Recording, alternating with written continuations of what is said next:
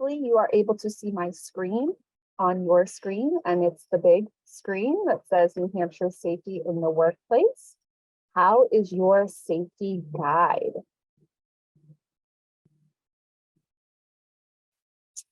This presentation will be recorded, so if for some reason you missed some of it, we will be sending the recording out after the training. It usually takes a couple hours for it to download onto our cloud, and we'll send a link for you to have access after the fact. Our wonderful disclaimer provided by our attorneys is this is an educational training intended for information purposes only. Of course, every case is handled on a case-by-case basis, as most HR people know or are aware. So if there are specific things that I give examples on, it is generally in relation to those specific clients or information or situations that we've engaged with.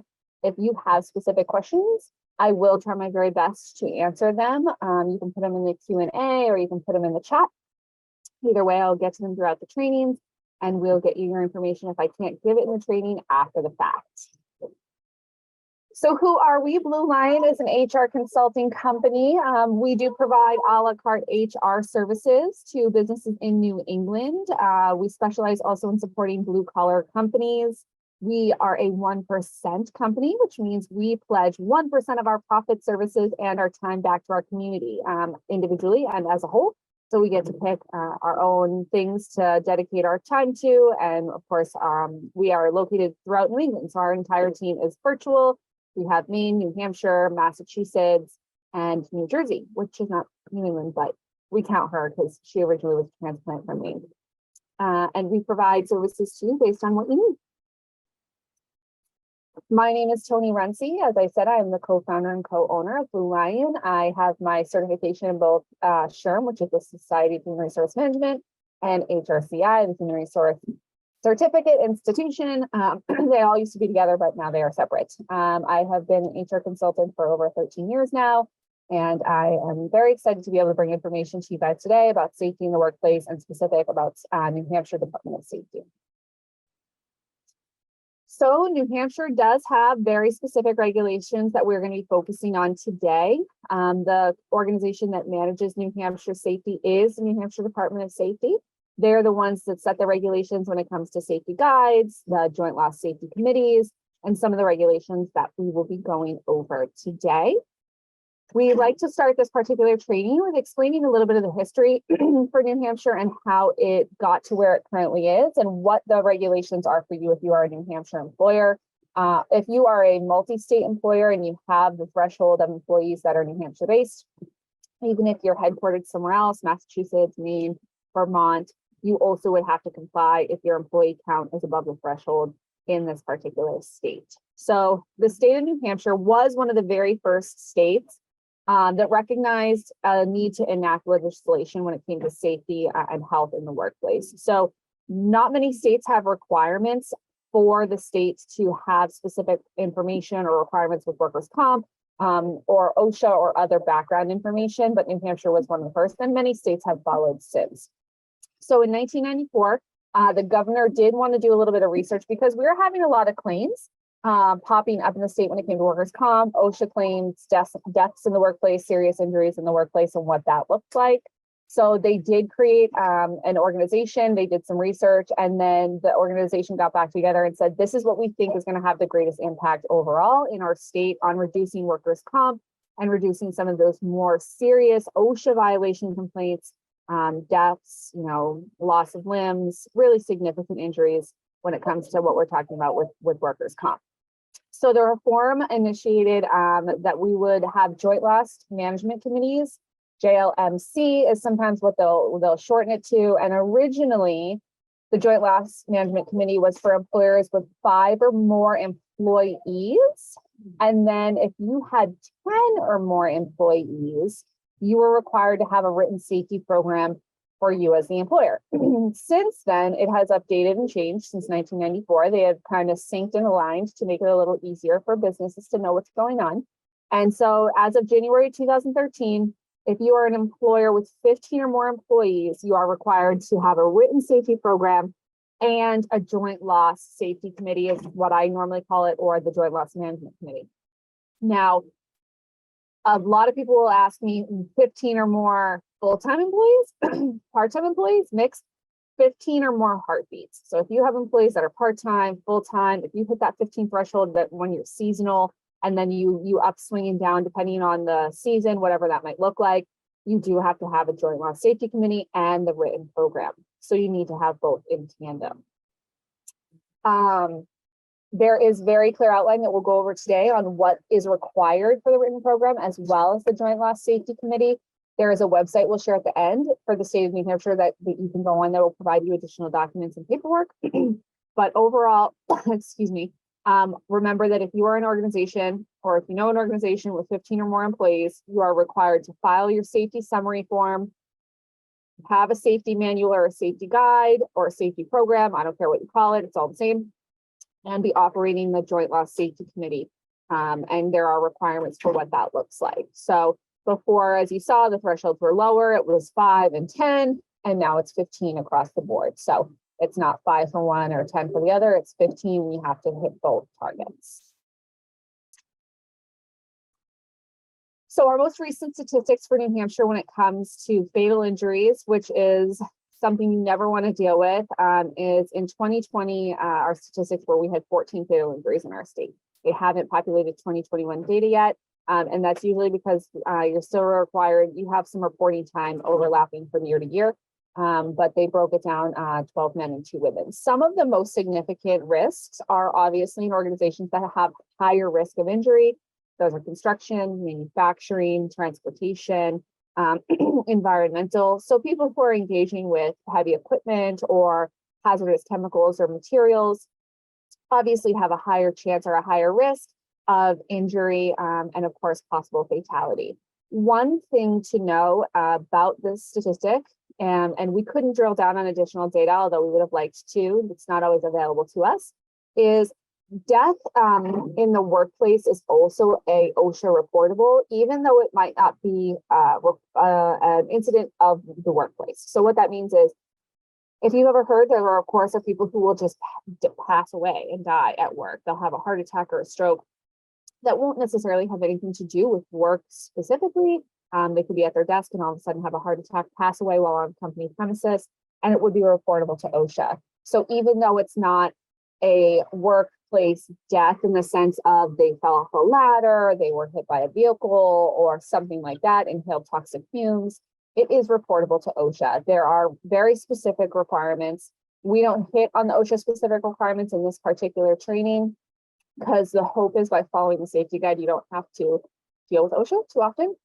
So if you are interested, please let us know. We have some really great blogs about what OSHA requirements are, but in 2020, 14 fatalities. So that's, the number is probably not too high when you think about it, but 14 people unfortunately went to work in the morning and did not return at the end of the day. So it did impact families, I'm sure, and they obviously always want to lower that number year over year.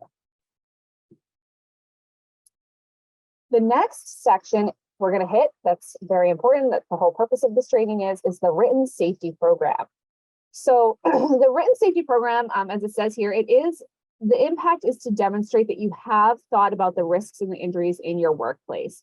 So not necessarily is every safety, nor should it, every safety program be built similar, because a construction safety program is going to have much more risk in situations and injuries and possible issues than a company, a dental office, or an organization that it does strictly office work, like financial planners.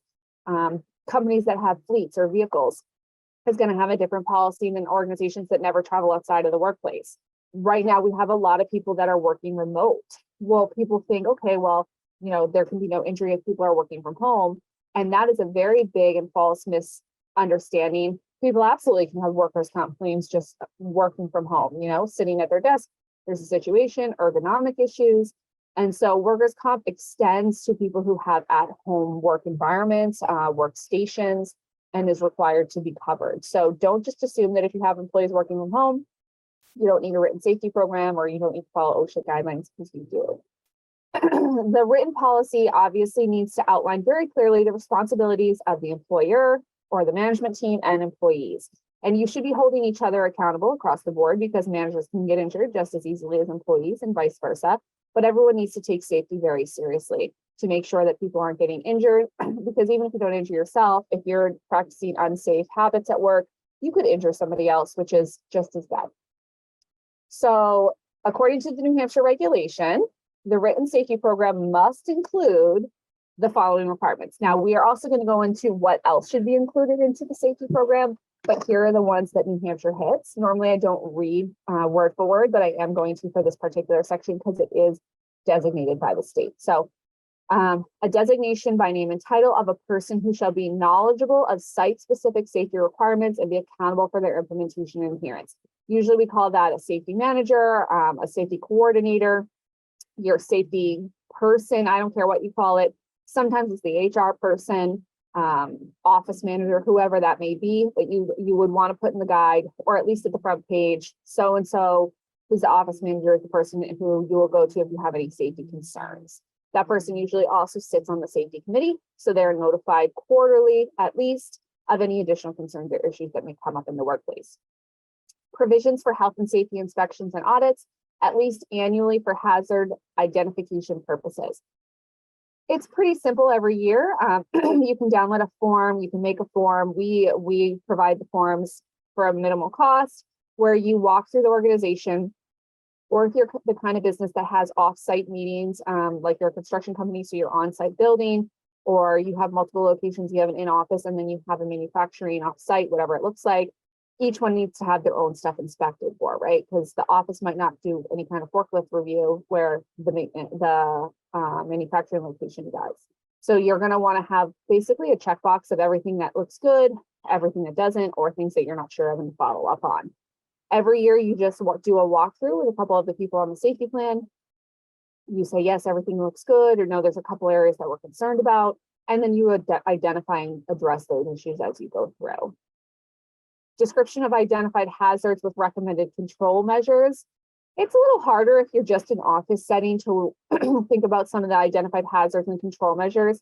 The most common one, honestly, that I see is space heaters, interestingly enough, just because the electric draw on the building or whatever it is, oftentimes if they're forgotten about, they can start fires in the workplace. So that's a big one that I see identified as hazards. If you're in an organization that uses chemicals, your hazards get obviously exponentially larger. If you're a company that drives, your vehicle could possibly be a hazard. Any kind of powered equipment is hazardous.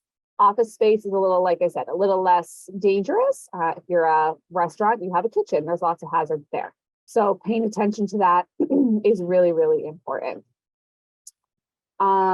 Disciplinary measures for violation of the safety rules and regulations set in place.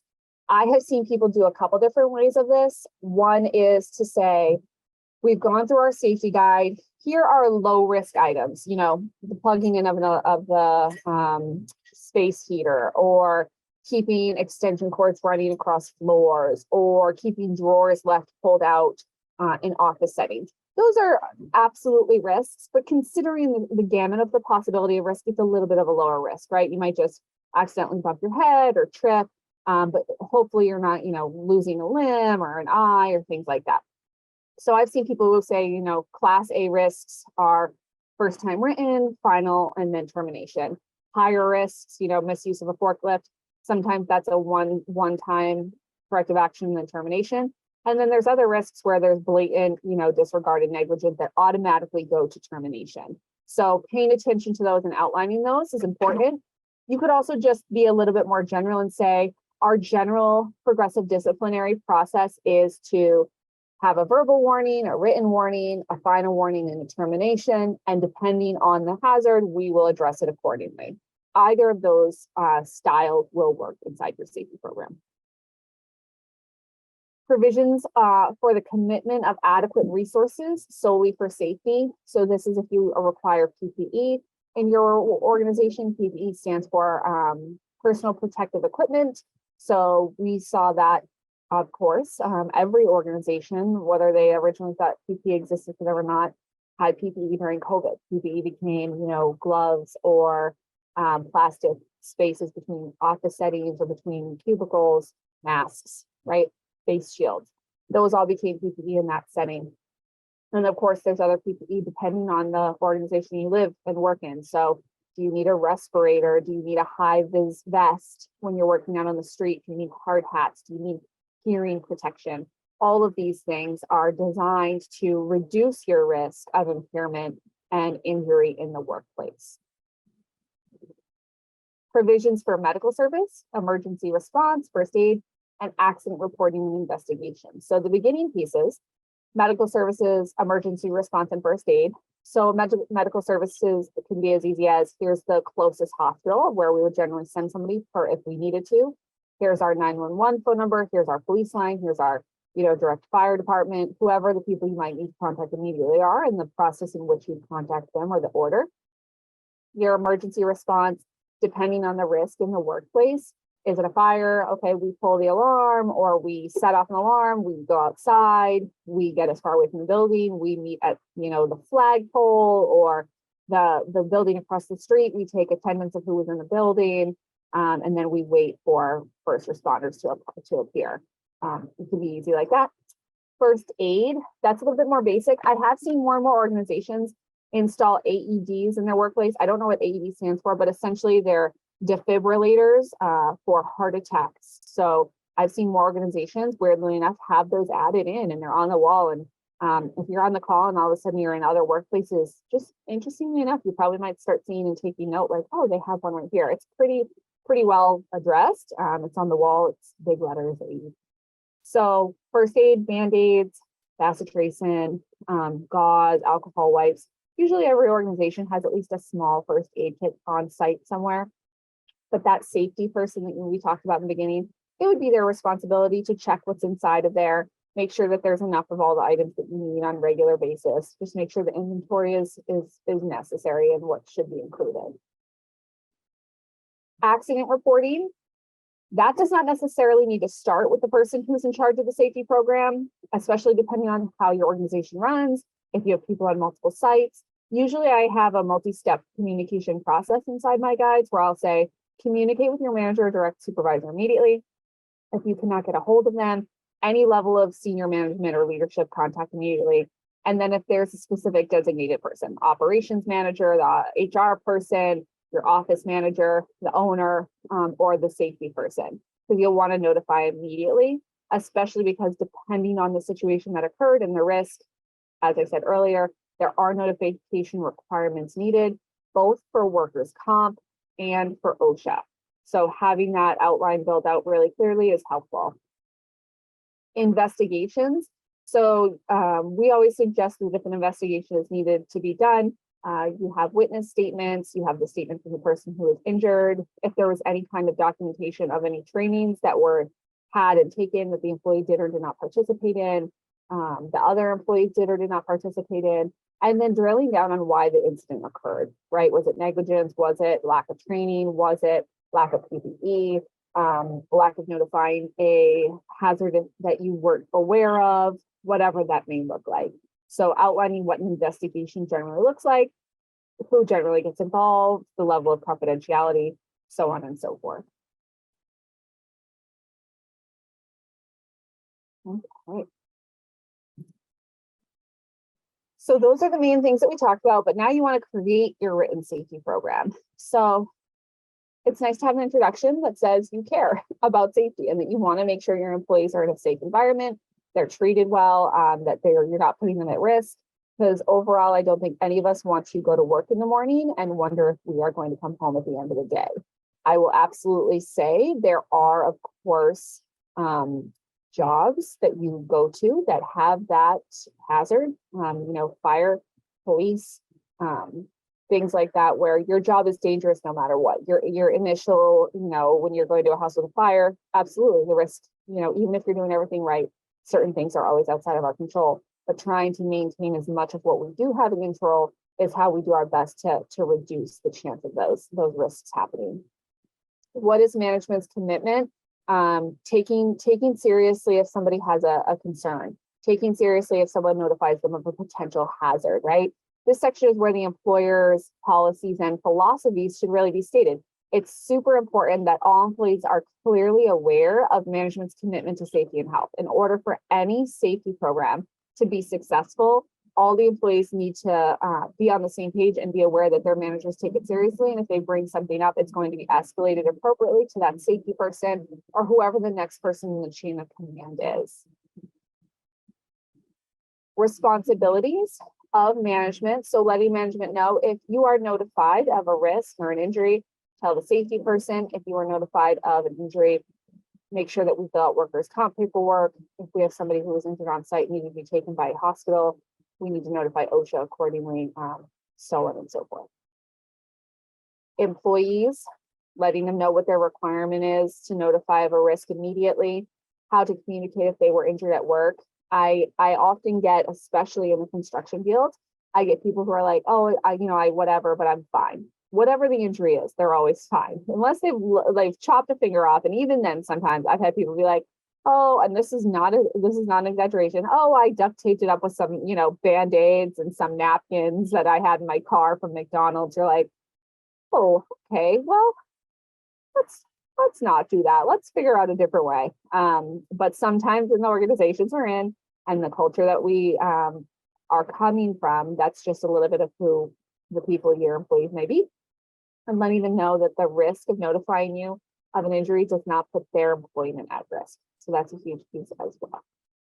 And then the safety coordinator. Who's that person? Who's that safety coordinator director? That's the person that we're required to notify, right? That's inside of our written guide. It's one of the things in Hampshire says that we absolutely must have. So outlining those responsibilities to everybody, making sure everybody feels like they're participating in the process, taking immediate action if they see high risk, reporting all incidents and concerns immediately up the correct chain, and letting that safety person know that it's their job at the end of the day. The buck stops there, right? So if you were notified of something and you did nothing about it, your job is to make sure it's getting corrected, or asking for the tools or resources from the appropriate person. It's the owner, finance, CFO, to get the correct things on the books. So absolutely paying attention and making sure everyone knows the responsibility that each one plays. So that at the end of the day, if an injury or an incident occurs, they're not pointing the finger at, well, I thought the safety coordinator was going to do that. And the safety coordinator goes, well, I thought the manager was going to do that. And they're like, well, I asked the employee to notify, and then it becomes an issue. So outlining clear levels of engagement prevents the breakdown of communication in the future. Safety and health committees. So that's that joint loss safety committee or the joint loss management committee. I call it safety committee. It's easier. It's the most common, I think people call it, is the joint loss safety committee, but outlining what that looks like. So New Hampshire has pretty specific guidelines based on the size of your organization of who can participate and who needs to participate. So it cannot be management heavy, meaning let's say you're required to have 5 people on the committee. You can't have all 5 people be members of management. You have to be more employee heavy than management or supervisor heavy. So you would have to say that you have 3 employees and 2 managers, or 1 manager and the safety coordinator, or whatever that looks like. But it does have to be employee heavy, not management heavy. So that's the first thing to know. And then it's important to the success of those particular programs to encourage the employees and the managers to set goals of what the committee wants to do. Safety statutes, rules, and regulations. So this is very specific to your sector. It's specific to what OSHA requires. OSHA is the Occupational Safety and Health Administration. OSHA, I'm sure, maybe was not something many people thought of before COVID 2020 hit, and then they were dropping regulations pretty regularly, in tandem usually with the CDC, Center for Disease Control. So those are huge. So paying attention to what that's requiring. If you're an organization that drives, what are you, a Department of Transportation or a DOT required thing? Okay, what are the requirements for that? Are you an organization that manages hazardous chemicals? What do you have to do when it comes to waste removal, communication of spills, if somebody were exposed? So outlining what that looks like. Most of these guides, rules, and regulations are not things you have to make up. Most of these are things that OSHA has outlined very clearly for you because they've seen the risk, they've had people who have had the injuries, and they've put processes in place to prevent it from happening in the future. Again, that disciplinary policy, what happens if someone breaks the rules? There's a difference between accidentally breaking the rules, not being trained in breaking the rules, and negligently breaking the rules, right? One is very clear and blatant with intent to possibly harm themselves or others, and the other 2 are not necessarily like that at all. Lack of training is obviously something to discuss with management, the safety director, making sure we're keeping track of who does what. If there is safety requirements that need to be updated at a certain interval, annually, biannually, quarterly, whatever that looks like, and making sure that whoever's in charge of making sure those certificates are getting updated accordingly.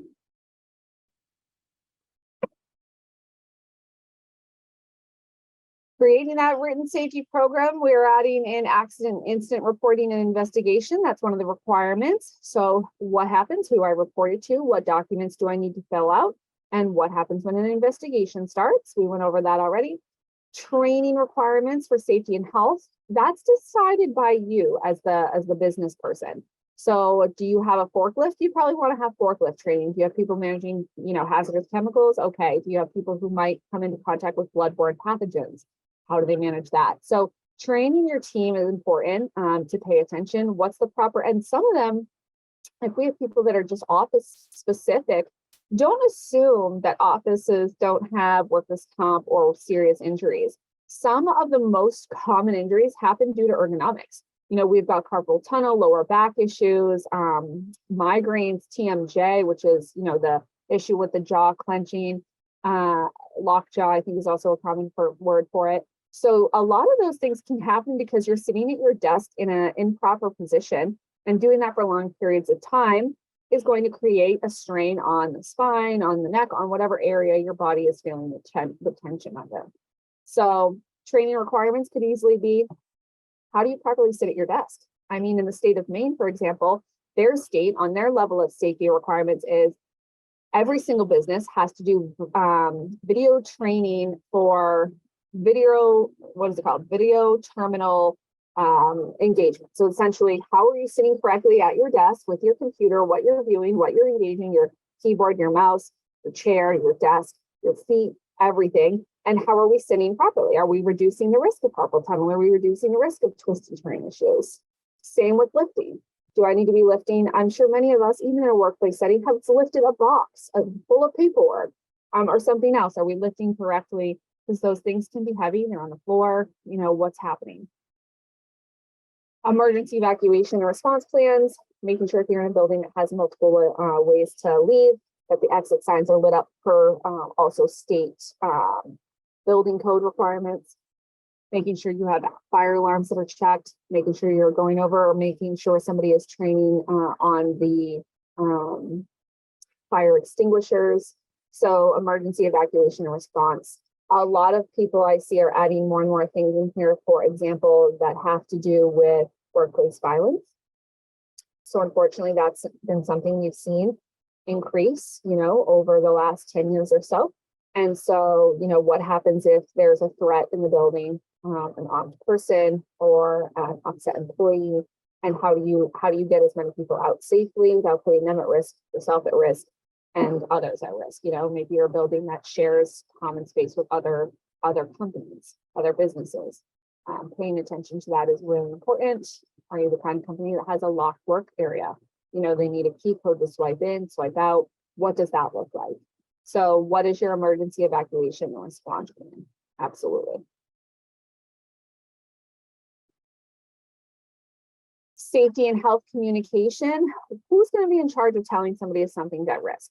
Who's going to be in charge of telling people, okay, this training is required for you, we're going to follow up? Is it the manager? Is it going to be the safety director? Is it the owner? Is it the HR person? That goes back to outlining in the beginning in the engagement of responsibility, who does what. So there's no questions when questions are asked. Something gets updated. Okay, we've changed our evacuation procedure, or we've changed our weapons in the workplace policy, or we're going to do a training on how to properly use the defibrillators, those AEDs. Who's going to communicate that out to staff? Paying attention to that. Workplace violence, I touched highly upon that earlier. So the workplace violence outlines very clearly what you're going to do and focus on to reduce the risk.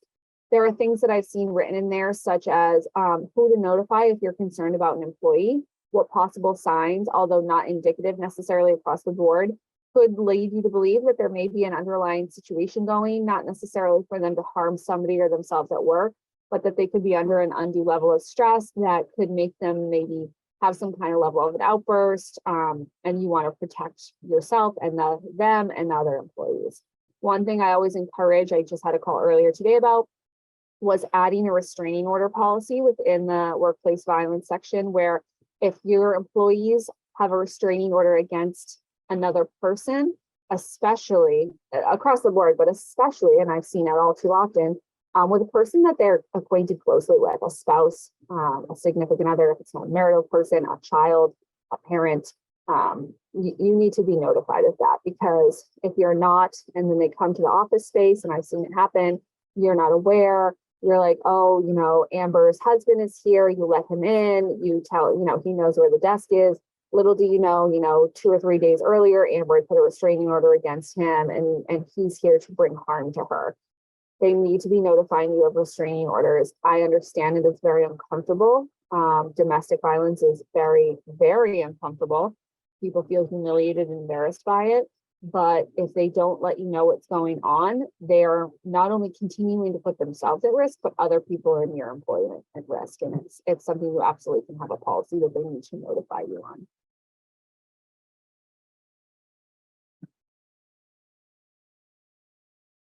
So the next step here is information about the safety summary form filing. So as I said, originally, all employers with 10 or more employees are required to file the safety summary form.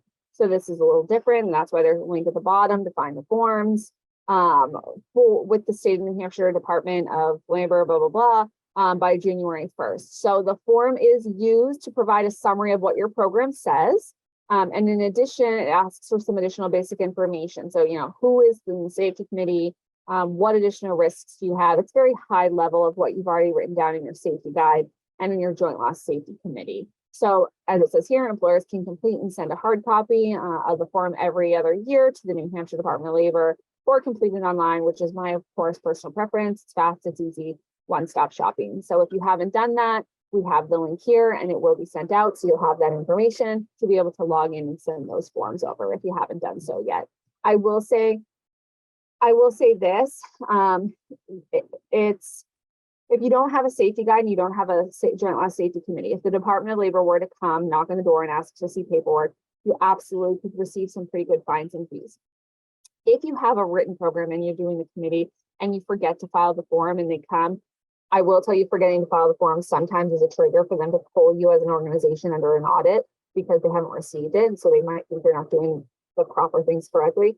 But let's say you are and you just forget to file the form. When you come on site, they'll say, oh, okay, you're doing everything we've expected of you. You just forgot to fill the form out.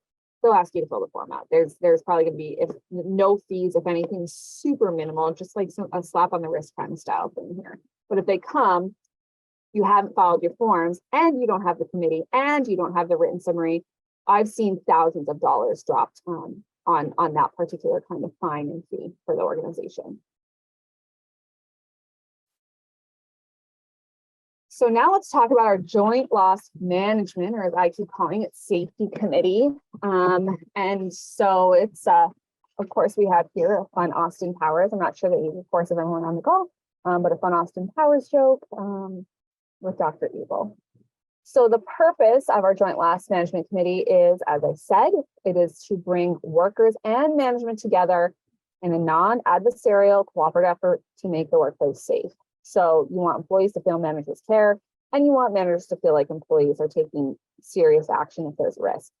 I'm sure maybe some of us have worked in, read about, have a friend who's worked in, or a significant other in an organization that does not take safety seriously. They'll tell you about some of the things they've done or seen, and you think to yourself, you cringe inside because you know the risk is dangerous for them or for the people around them. The purpose of this committee is because it's forced upon businesses. It opens a dialogue between those two people, the management team and the employee team, to communicate about the risks because they have to. And sometimes by forcing, as many of us, if any of us are parents on the call and we have more than one child, or if we were a sibling with other children, forcing sometimes people to get together, it does create that open dialogue to have actual change. So you have to outline the purpose of the committee, is one of the biggest pieces that is the reason it was established. The next is the size. So I did go over that the size of the Joint Loss Management Committee is determined by your employee count. So employers with 15 to 20 employees should have a minimum of 2 members, and we'll go over the representation next. And then employers with more than 20 shall have a minimum of 4 members. So if you're less than 20 employees, you need 2. If you're over 20, you need 4. And then, as I said earlier, it does have to be more employee heavy. So it does need to be a proper representation of the team. So employee representation shall be selected by the employees. So where the employees are represented by a single exclusive bargaining representative, the bargaining representative shall designate the members. So if you have an employee who you put as your joint loss safety committee leader or director, they can pick who's on the team.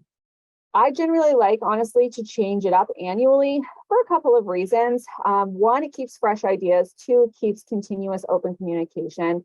And I do it annually versus quarterly because you will generally, depending on the safety risks or the hazard abilities in the organization, you have things that might lead quarter to quarter. And so instead of giving a brand new fresh set of people, whole new process, you have the same process going through the end of a year.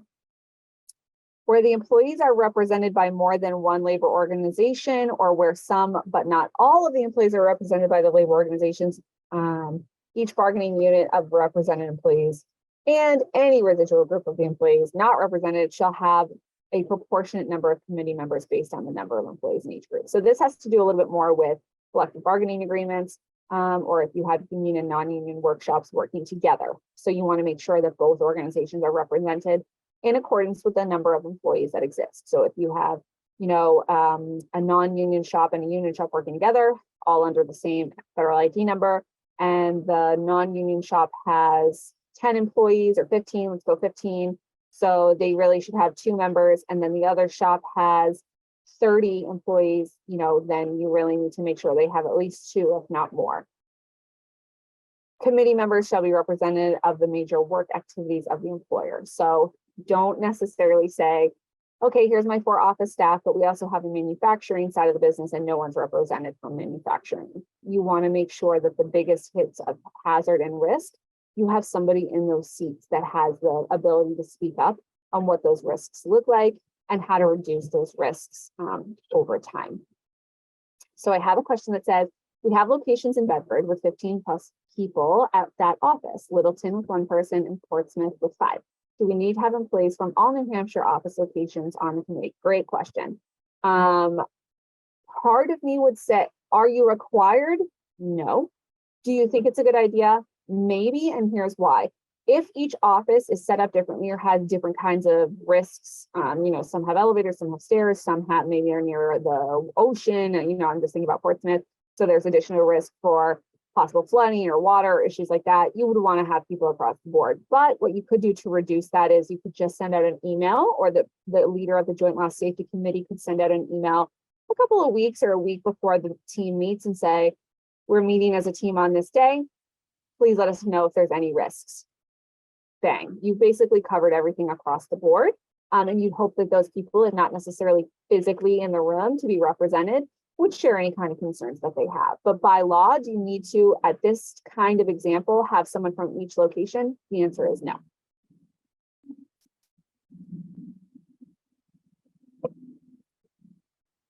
Okay. So next, an employer, if they have, so this is, here we go. So an employer auxiliary mobile or satellite location may be combined into a single centralized Joint Loss Safety Committee when the employer owned or leases facilities and physically and or geographically separated. So this was I didn't even think about, but this is going to be answered next. For the employer's primary facilities, such as would be found in construction, and as the example that you just gave, you have multiple offices. A Joint Loss Management Committee shall be located at each of the employer's primary places of employment, at a major economic unit, at a single geographic location comprised of buildings or groups of buildings, and all surrounding facilities. So that just means if you, like I said, you maybe have a facility that's a manufacturing facility, and then it's separate from your office building. Normally you would have a centralized location where they come to, but you would have somebody who would probably represent the major pieces and risks and players. Committee members shall be trained in workplace hazard identification, investigations, and what the response is as a committee member. So hazard identification is a big one. It's not in the nicest way rocket science, especially if you have proper representation across the board. You're not trying to teach an office staff member how to walk into the warehouse and look around and know that there's risk, because you have a representative who is in the warehouse who knows how to look around and represent risk. Your safety leader can be from either organization, because again, when you have the mix of employees in there, you have people who can speak up on behalf of whatever the risks may be, whatever hazards they may see, and help reduce the liability over time. So every state agency with 15 or more employees shall establish, as I said, and administer a joint loss safety committee, and it has to be composed of equal members of employer and employees. So you still need to have a good mix of employee and employer, which is management, to be run effectively. The duties of the joint loss management committee is you have to have them meet quarterly, minimum. So first, second, third, fourth quarter, they have to meet at least 4 times a year. That is one of the biggest pieces that they're going to ask and see. They will know that based on the next duties and responsibilities. You need to keep minutes of the meeting that shall be made available and reviewed by all employees. So I've seen this done several ways. 3 are the top 3 that I really see. One is at the end, whoever has taken notes either types them up or they have a form that it's written on. I see that a lot of times if you're in an organization that's not maybe as technologically advanced, they print the form, they write on it, bang, they post it on the board, the bulletin board that happens in-house, wherever that bulletin board lives, for all the employees to see until the next committee meeting. If you don't really have a bulletin board or you're more of a technologically advanced organization, I've seen it emailed out at the end of the meeting to the entire company. Here's our joint loss safety meeting minutes. I've also seen it posted on the intranet with a communication that says, this is where you'll be able to find this information. So as long as it's available and that it's reviewed by the employees, if they want to have access to it, you're following those particular guidelines. Elected chairperson, alternating between employee and employer representative. A chairperson is not necessarily the joint loss safety committee director or the person who is required to manage safety. The chairperson, I encourage should be the person who takes the notes every quarter, just so you can make sure that they're paying attention and everyone's really invested in the process. Develop and disseminate to all employees a committee policy statement. It's the written warning. It's that beginning commitment that you want the company to do well and stay safe and create a healthy work environment. Maintain current and disseminate to all employees the clearly established goals and objectives of the committee. Again, not difficult. Your objective is to make sure people go home at the end of the day without any hazard or risk that would make them incapable of coming back the next day, right? You want them to be happy and healthy when they're at work. You might not always get happy, but you definitely want healthy as much as you can. And you want them to be communicated with if there's risk. And then review workplace accidents and injury data to help establish the committee's goals and objectives. So if you're noticing patterns in your workplace, you're noticing multiple slips and falls, you're noticing a bunch of people falling off ladders, you're noticing a lot of people are coming forward with ergonomic issues, lower back problems, paying attention to those trends so that you can do future trainings on those particular topics is really important. At times, you may, if you have a good workers' comp carrier, I have seen a lot of businesses be able to leverage the carrier to come in and do training on all of those particular things and tasks, because they also do not want you to make claims. Just like any other level of insurance, although you pay a premium to pay for the claim, they want that money. They don't want to spend that money on a claim. They want to keep that money, because to them, if a claim doesn't happen, it's profit. So they're vested, and I try and leverage that they want that to happen and to reduce their costs and make them put in the work for it. So I ask them to come on site sometimes or do virtual trainings. And there are many workers' comp carriers that have so many resources that we don't even think about asking about until sometimes it's a little bit too late.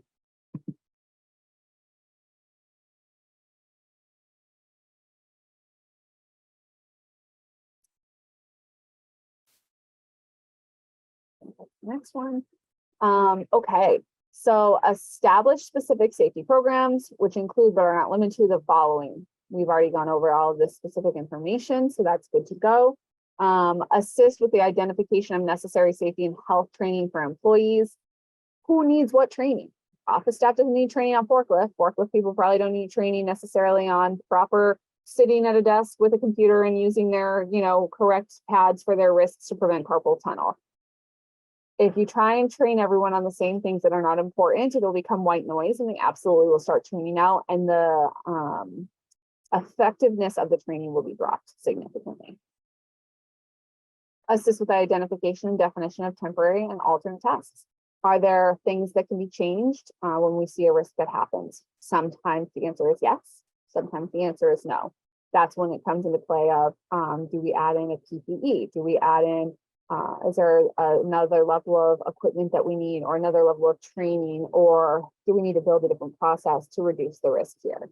So what kind of tasks might need to change, even if they're just temporary, until we have a better process put into place?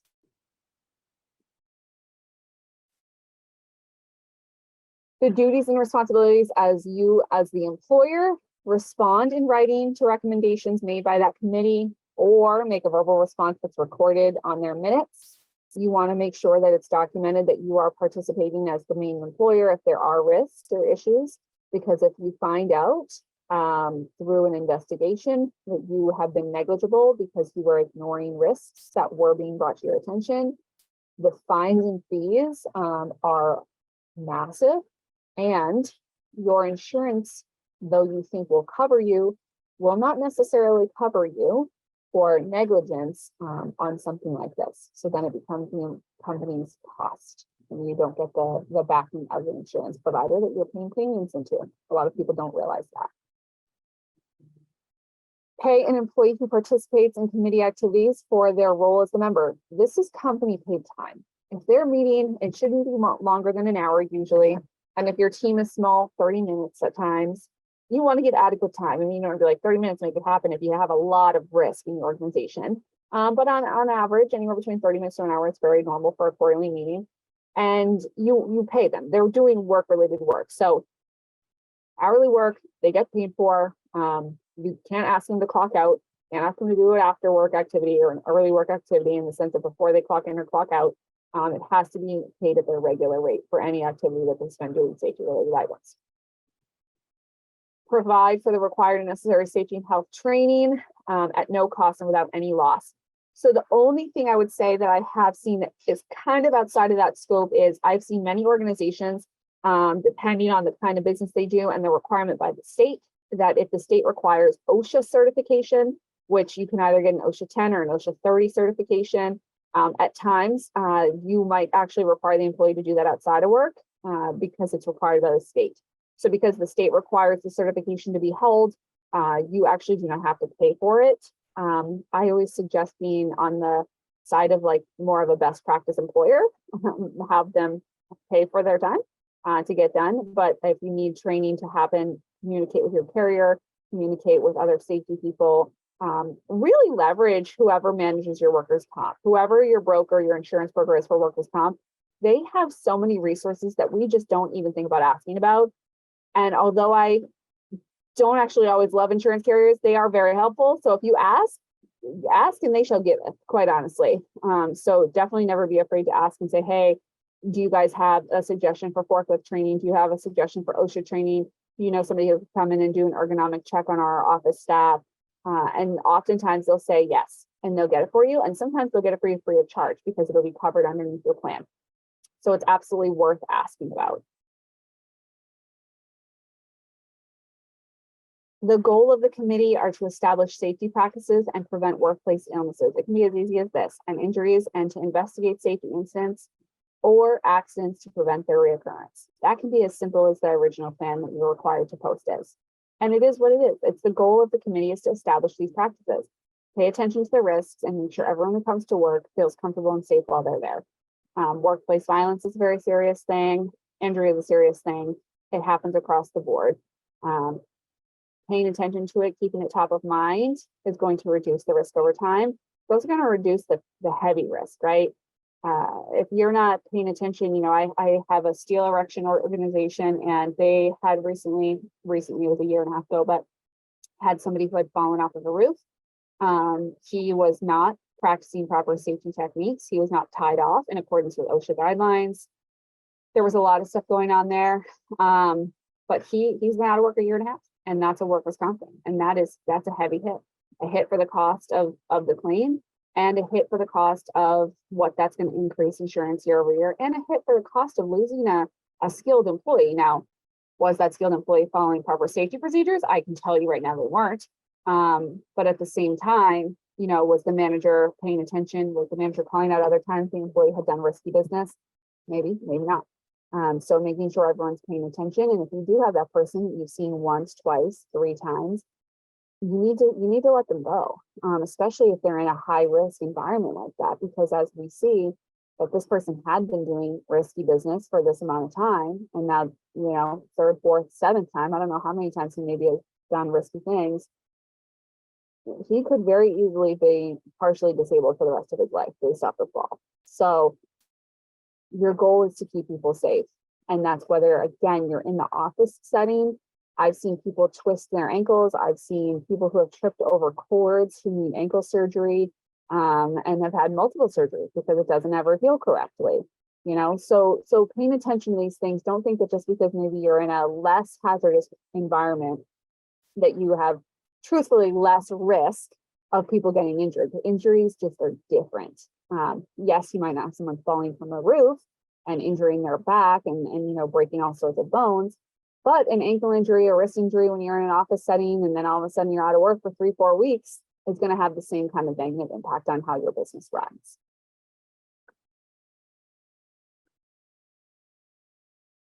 Here are the New Hampshire Safety and Health Assistant resources. So again, I am going to be emailing this training out for you. So obviously we have the New Hampshire Department of Labor. They are one of the main runner of the New Hampshire Safety Department. WorkWise New Hampshire, formerly known as the New Hampshire Occupational Safety and Health Consultation Program. I think they realize that's quite a mouthful. They're located in Keene. And then we have our Safety and Health Council of New Hampshire, and they're located in Concord. So all of these have great resources for you if you ever need to connect to any of them. They're really, really helpful.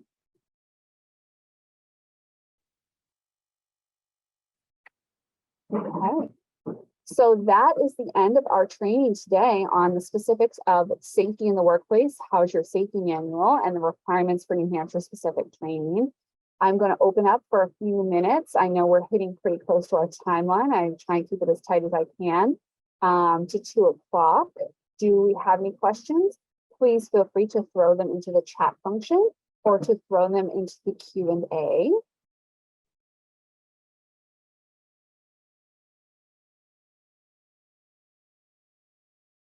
Okay.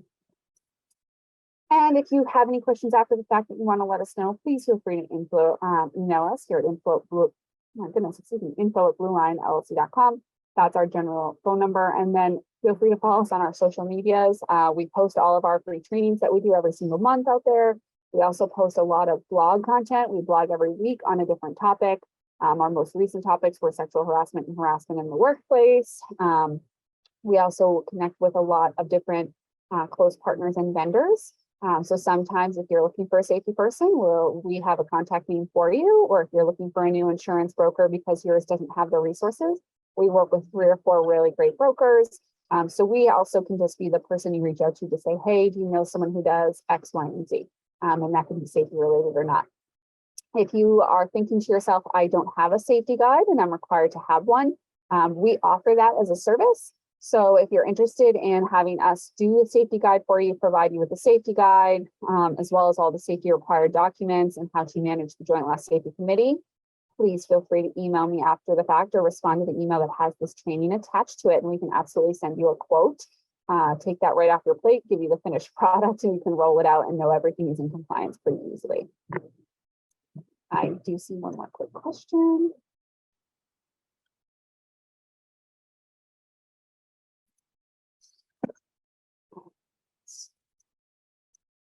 Okay, I think that is it. Thank you all so much for attending. I greatly appreciate it. And I look forward to seeing some of you at our next month. If you have any more questions, you will get this email and we will go from there. I will be stopping this recording and I will be answering the last question. Thank you.